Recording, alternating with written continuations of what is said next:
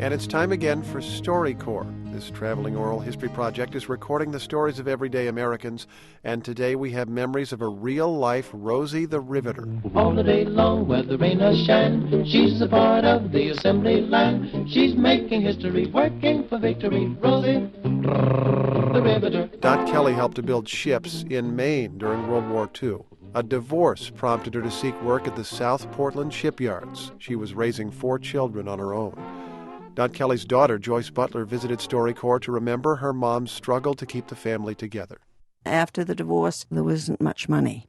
So my mother worked in a laundry in different places, and she finally got a job at Montgomery Ward's department store. And these young women would come in all dressed in these big boots and these kind of rough overalls, and they would have checks of $600 to cash. And she finally asked one of them, "Where do you work that you make so much money?" And they said, "In the shipyard."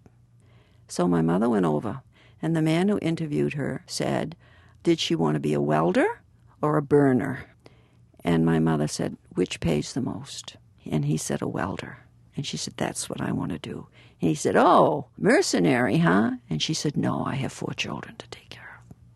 It was bitter cold in the winter going into the bowels of those steel ships. They had to wiggle into narrow crawl spaces and lay on their backs and weld overhead. And I remember her neck and her chest here, all spotted with burn marks from the sparks. And her shift was midnight to 6 a.m., so she could be home with us during the day. I remember her dressing in the heavy clothing, men's clothing. Once she fell and hurt her ankle, and they brought her home in the middle of the night. And she was weeping, I remember that. After the shipyard closed, she needed to have 2 jobs to make enough money. And we kids were more or less on our own, and that was not a happy time. But still, she was determined to keep us together as a family.